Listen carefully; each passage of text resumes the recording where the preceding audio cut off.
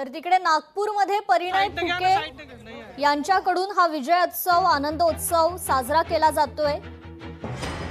एकमेकांना गुलाल लावून हा खरं तर आनंदोत्सव साजरा करण्यात येतोय। पश्चिम बंगालमध्ये भाजपनं जी विजयाकडे वाटचाल केलेली आहे त्यासाठी पेढे भरवत हा आनंदोत्सव साजरा करण्यात येतोय।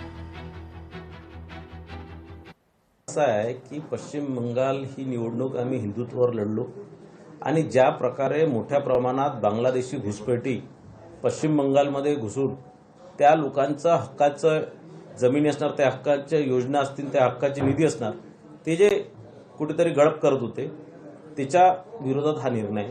ज्या प्रकारात मागच्या 10 वर्षात ममता बॅनर्जींनी मोठ्या प्रमाणात भ्रष्टाचार केले, ज्या प्रकारे तिथे हिंदूंवरती अन्याय केले, पश्चिम बंगालच्या जनतेने हा एक मोठी चपराक ममता बॅनर्जीला या माध्यमातून दिलेली आहे। तर आणखी एक महत्त्वाची अपडेट समोर येते। मुस्लिम समाज भाजपच्या विरोधात नाही असं प्रसाद लाड म्हणतात। हिंदुत्वाचा प्रचार प्रसार करणं हा आमचा अधिकार आहे। सुशिक्षित मुस्लिम आमच्या पाठीशी असल्याचं मत प्रसाद लाड यांनी व्यक्त केलेलं आहे। 54% आसपास आम्हाला मतदान पश्चिम बंगालमध्ये होईल याचा मला अंदाज आहे। परंतु ज्या पद्धतीमध्ये मुसलमान वोट देखील झाले, तर मुसलमान काय भाजपाच्या विरोधात नाही। जे या मातृभूमीवर प्रेम करतात, या भारतभूमीवर प्रेम करतात, जे स्वतःला भारतीय समजतात, ते मुसलमान देखील भारतीय आहेत। आमचं म्हणणे, आम्ही विकासाच्या गोष्टी घेऊन जातो। आम्ही हिंदुत्वाचा विचार जरी केला तरी हिंदुत्वामध्ये विकास असतो आणि हा आमचा अधिकार आहे।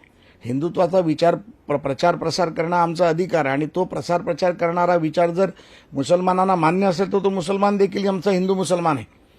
त्यामुळे आम्हाला अपेक्षित होतं ज्या पद्धतीमध्ये ट्रिपल तलाकचा विषय असेल, इतर विषयांमध्ये मुसलमानांच्या तुष्टीकरणाचा विषय असेल, काही गोष्टींमध्ये देशविरोधी मुसलमान सोडून जो मुसलमान आहे त्याच्या विकासासाठी अनेकदा आमच्या अनेक राज्यांमध्ये कामं झाली आहेत, महाराष्ट्रात काम होत आहे, नरेंद्र मोदीजी काम करत आहेत। त्यामुळे मला वाटतं की भविष्यात अजून जो सुशिक्षित मुसलमान आहे तो निश्चितपणे मोदीजींच्या मागे ताकदीने उभा राहील। लोकशाही मराठी ऐका, पहा, जागरूक रहा।